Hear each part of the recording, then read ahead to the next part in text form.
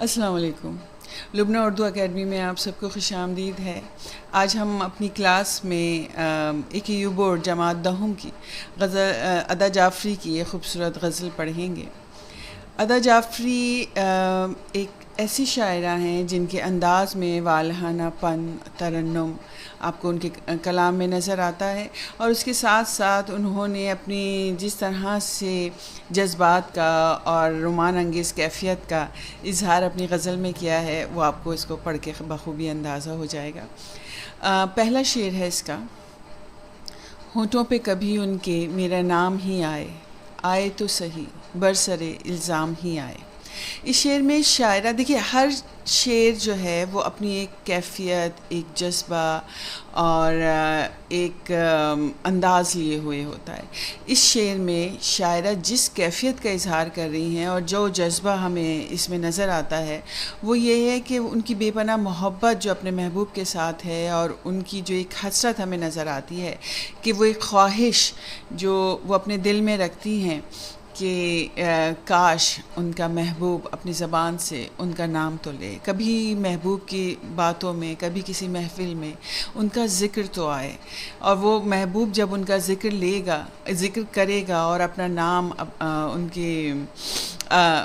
کسی بھی سلسلے میں لے، چاہے وہ کہتی ہیں کہ اگر محبت کے سلسلے میں نہ لے، محبت سے نہ لے، تو بھلے برسر الزام ہی لے، کسی الزام کے تحت، کوئی ایسی بات کے تحت بھی لے جو عام طور پہ لوگوں کے لیے قابل قبول نہیں ہوتی یا بہت ہی خوشی کا باعث نہیں ہوتی، لیکن اس پر بھی ان کے لیے یہ بات نہایت مسرت کی ہوگی، چاہے وہ کسی سلسلے میں بھی ان کا نام لے، مگر ان کا ذکر تو محبوب اپنی زبان پر لائے۔ اور وہ اس بات پر حیران ہیں، لب بستہ ہیں، دلگیر ہیں غنچے، خوشبو کی زبانی تیرا پیغام ہی آئے۔ اس شعر میں بھی جو کیفیت اور جو جذبہ آپ کو نظر آتا ہے، اس میں محبوب کی آمد کا اور ایک انتظار کی جو کیفیت ہے، وہ جذبہ ہمیں بے پناہ اس میں نظر آتا ہے، اور وہ اس بات پر غمزدہ بھی ہیں، اداس ہیں۔ وہ جدائی کی جو کیفیت ہے اس نے انہیں غمزدہ کر رکھا ہے، اداس ہیں کہ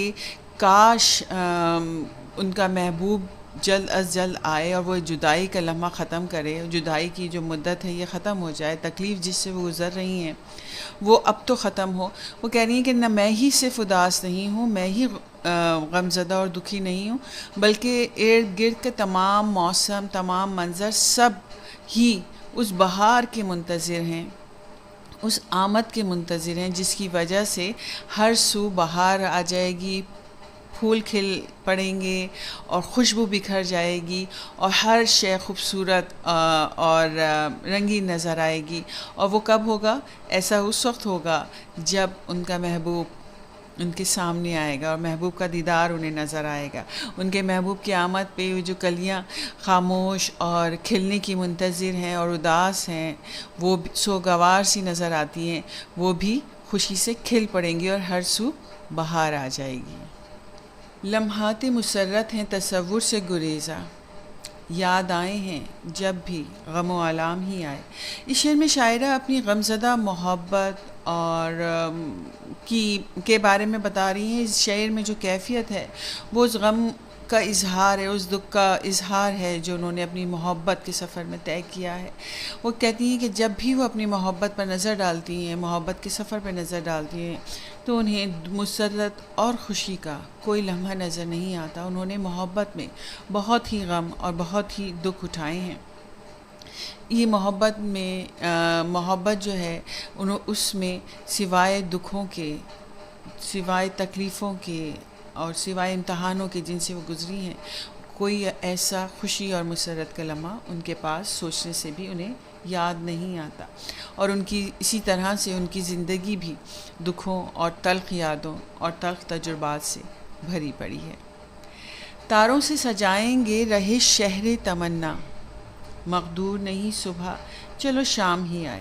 اس شعر میں شاعرہ رات جو غم کی علامت ہے اور اندھیرا جو مایوسی کو ظاہر کرتا ہے، اداسی کو ظاہر کرتا ہے، اس جگہ انہوں نے اس تشبیہ کو استعمال کیا ہے، اس استعارے کو استعمال کیا ہے۔ اسے دور کرنے کے لیے وہ کہہ رہی ہیں کہ ان کی زندگی میں مانا کہ دکھ اور غم اور مایوسی اور اندھیرا اور کوئی امید نظر نہیں آتی، کوئی صبح ایسی نہیں ہے، کوئی امید ایسی نہیں ہے جو ان کی تاریکی کو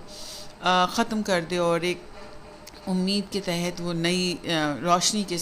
تحت وہ زندگی یا اپنی محبت جو ہے اس کا آغاز کریں۔ وہ کہہ رہی ہیں کہ اس کے باوجود وہ اپنی تمناؤں اور امیدوں کو زندہ رکھیں گی، وہ ہمت ہارنے والی نہیں اور اپنے جذبے کو اور اپنی محبت کو وہ دکھوں اور تکلیفوں کی وجہ سے چھوڑنے والی نہیں، اس سے دستبردار ہونے کے لیے تیار نہیں ہے۔ وہ کہہ رہی ہیں کہ اس محبت اور دکھوں اور غموں کو اٹھاتے اٹھاتے وہ تھک ضرور گئی ہیں، لیکن ابھی بھی ان میں یہ امید ہے کہ اگر صبح نہیں ملتی تو چھوٹی چھوٹی جو یادیں ہیں، چھوٹی چھوٹی جو خواہشات اور تمنائیں ہیں، اسی کو تاروں کی طرح اپنے راستے میں، اپنے اس مایوسی اور اندھیرے کا جو سفر ہے اس میں چھوٹی چھوٹی جو ان کی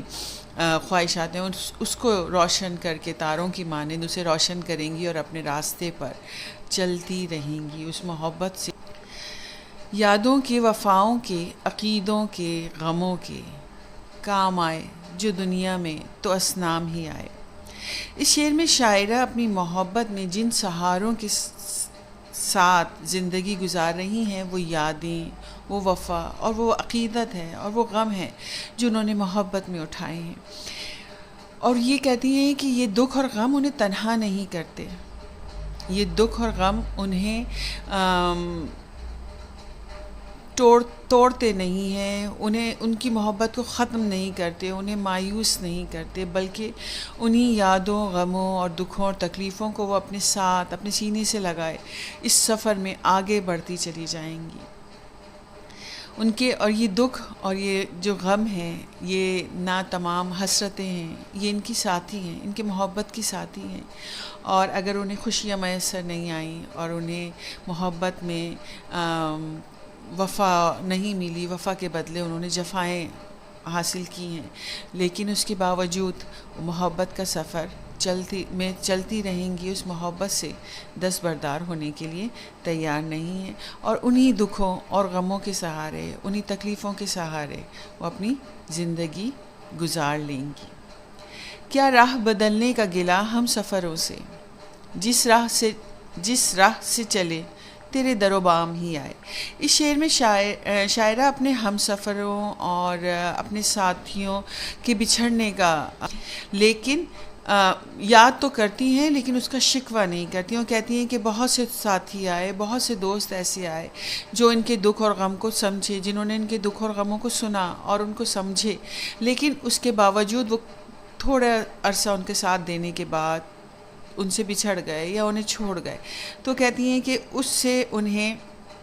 اس کا شکوہ وہ کیوں کریں، اور وہ کیوں کسی کو اس بات کا پابند کریں کہ وہ ان کی منزل تک ان کا ساتھ دے، کیونکہ یہ ایسا نہیں ہے کہ انہیں اپنی منزل کا پتہ نہیں، کوئی ساتھ ان کے ہو، کوئی ساتھی،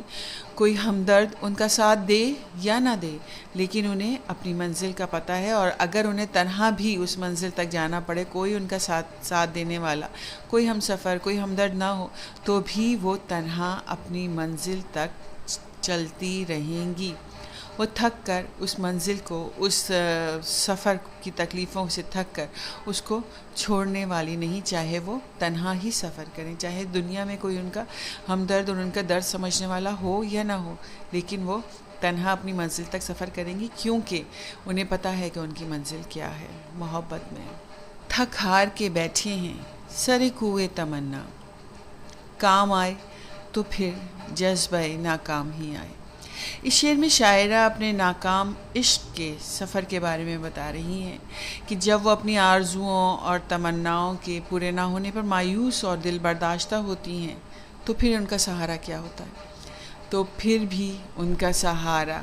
ان کی تنہائی میں ان کا ہم سفر وہ ناکام محبت ہی ہے، وہ محبت میں اٹھائے ہوئے غم ہی ہیں، وہ محبت میں اٹھائے ہوئے وہ جدوجہد، وہ کوششیں، وہ محبت کو حاصل کرنے کی تمنائیں، وہ ناکام حسرتیں، خواہشات، وہ سبھی ان کے ساتھی ہیں کہ جب وہ تھک جاتی ہیں اور وہ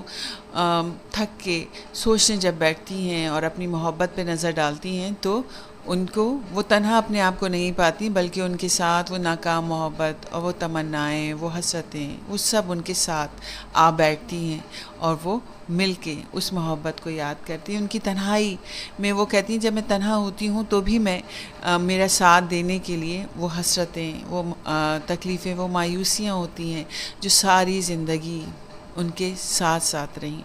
اور جنہوں نے کبھی ان کو تنہا نہیں چھوڑا، اور وہ ان کی ہمیشہ کے دکھ درد کی ساتھی ہیں۔ باقی نہ رہے ساکھ ادا دشت جنوں کی، دل میں اگر اندیش آئے انجام ہی آئے۔ آپ کو پتہ ہے کہ جب تخلص کسی شعر میں استعمال کیا جاتا ہے تو وہ مقطع ہوتا ہے، تو اس غزل کا مقطع یہی شعر ہے۔ اس شعر میں شاعرہ محبت کا فلسفہ بیان کر رہی ہیں۔ محبت کا فلسفہ یہ ہے کہ محبت میں ہمیشہ، عشق میں، جنون میں ہمیشہ دکھ اور تکلیفیں ہی اٹھائی جاتی ہیں۔ دشت جنوں، دشت آپ کو پتہ ہے صحرا یا ریگستان کو کہا جاتا ہے، اور صحرا اور ریگستان جو ہے وہ کوئی خوشگوار سفر نہیں ہوتا۔ دشت جو ہے وہ دکھ، تکلیف اور بہت ہی کٹھن دشوار سفر کے دشت کا سفر ہوتا ہے، ریگستان کا۔ تو یہاں انہوں نے اس کو اس چیز سے علامت دیا ہے محبت کے، عشق کے راستے کو، کہ عشق کا راستہ تو، عشق کا ریگستان تو دکھوں، تکلیفوں اور آزمائشوں سے بھرا پڑا ہے، اور وہ لوگ جو سچی محبت کرتے ہیں، جو عشق کرتے ہیں، جو جنوں میں ہر حد پار کرنا چاہتے ہیں، جو عشق کے سفر میں قدم رکھتے ہیں، وہ کبھی ان دکھوں سے، تکلیفوں سے گھبراتے نہیں ہیں۔ انہیں پتہ ہوتا ہے کہ آگے کا راستہ بہت کٹھن ہے، آگے بہت دشواریاں ہیں اور بہت تکلیفوں سے گزرنا پڑے گا۔ اس کے باوجود وہ ہر انجام سے، ہر دکھ سے بے پرواہ، بے خوف و خطر اس دشت میں قدم رکھتے ہیں اور بے پناہ تکلیفیں اٹھاتے ہیں، بے پناہ آزمائشوں سے، مصیبتوں سے اور غموں سے گزرتے ہیں، لیکن پیچھے نہیں ہٹتے، وہ آگے بڑھتے جاتے ہیں۔ اسی کے ساتھ ساتھ انہوں نے کہا کہ اگر وہ لوگ جو محبت کی تکلیفوں سے گھبرا جائیں یا ایک ہی امتحان کے بعد یا ایک ہی آزمائش و تکلیف کے بعد ہمت ہار جائیں اور محبت سے پیچھے ہٹ جائیں، وہ محبت کرتے ہی نہیں۔ ایسے لوگ محبت کر ہی نہیں سکتے، کیونکہ محبت کا تو اصول ہے کہ کسی بھی آزمائش اور کسی بھی تکلیف پہ پیچھے نہیں ہٹنا، کسی بھی انجام، چاہے آپ کا انجام خوشگوار ہو یا نہ ہو، چاہے آپ کو کتنی ہی تکلیفیں اٹھانی پڑیں، کتنی ہی امتحانوں سے گزرنا پڑے، آپ کبھی پیچھے نہیں ہٹیں گے اور آگے سے آگے بڑھتے چلے جاتے ہیں جو محبت کرتے ہیں۔ تو محبت کی عزت، اس میں کہہ رہے ہیں کہ ساکھ کہتے ہیں عزت کو، محبت کی عزت ہی اور محبت کی بقا ہی اسی میں ہے کہ تکلیفوں سے نہ گھبرایا جائے۔ محبت کرنے والا ایک عاشق، سچا عاشق کبھی دکھ سے، تکلیف سے پیچھے نہیں ہٹتا، بلکہ وہ اس ریگستان میں، اس دشت میں جتنی بھی تکلیف ہوں آگے بڑھتا چلا جاتا ہے۔ اور یہی محبت کا فلسفہ ہے کہ انجام کی اسے پرواہ نہیں ہوتی جو محبت کرتا ہے، چاہے انجام کتنا ہی دردناک کیوں نہ ہو یا جتنا ہی خوشگوار کیوں نہ ہو، نہ اسے خوشگوار انجام کی پرواہ ہوتی ہے، نہ اسے دردناک انجام کی پرواہ ہوتی ہے، بلکہ جو اس دشت میں قدم رکھ لیتا ہے وہ آگے ہی آگے بڑھتا چلا جاتا ہے۔ امید ہے کہ آپ کو یہ غزل سمجھ آئی ہوگی، اور اگلی غزل تک کے لیے، اگلی کلاس تک کے لیے اجازت دیجیے۔ جو بچے اس کلاس میں، ہماری کلاس میں نئے ہیں، وہ میرے چینل کو سبسکرائب کرنا نہ بھولیے، بیل آئیکن کو دبائیں گے تو پھر آپ اگلی جو بھی میری ویڈیو ہوگی وہ آپ تک پہنچ جائے گی۔ اپنا خیال رکھیے اور اسی طرح سے پڑھتے رہیے۔ اللہ حافظ۔